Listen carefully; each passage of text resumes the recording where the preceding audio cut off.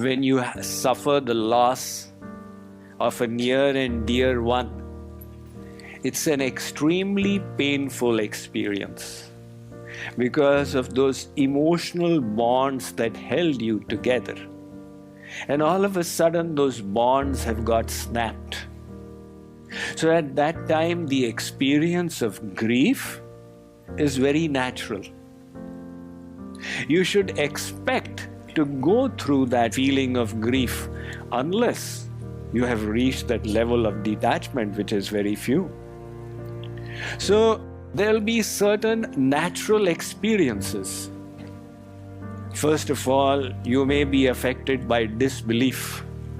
The mind refuses to believe that this person has actually gone. So there will be a period of denial, of disbelief. No, that person is actually there. And then will be the next, the sense of guilt, which sometimes comes. Is there something that I did not do which I could have done? Or was it in my ability to save this person, but I did not exert myself? These feelings of guilt also come. And then sometimes you are overcome by anger. Anger upon yourself, anger upon God, anger upon the person who left. And then comes the period of grief. So that period of grief may be a few days for someone, a few weeks for somebody else, a few months for someone else. All this is natural.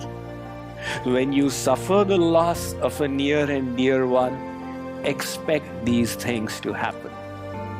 But then, going through it, you have to recover, recollect yourself, and decide to move on with your life. For your sake and for the sake of the person who has left. Now, our Vedic scriptures say that nobody actually dies. That person has gone by his or her own karmas.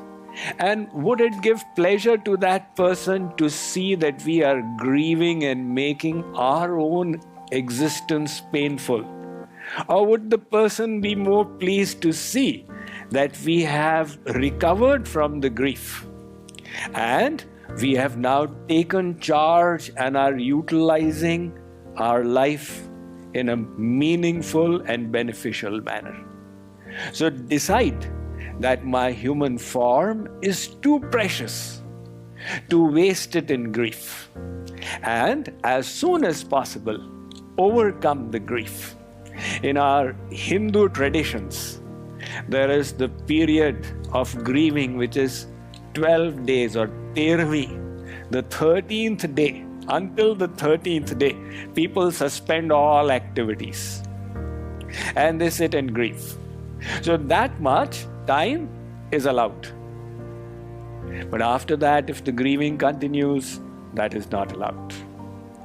In other words, if you are still grieving after that, then decide this is my own weakness, my own attachment, and it will not please God and Guru if I keep the grief.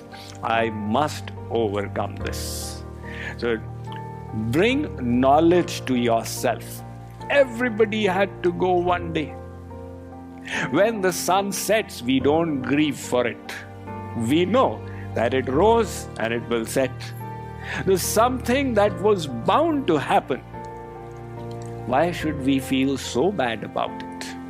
One day we will go ourselves. Utilize that opportunity to develop a spirit of detachment and renunciation.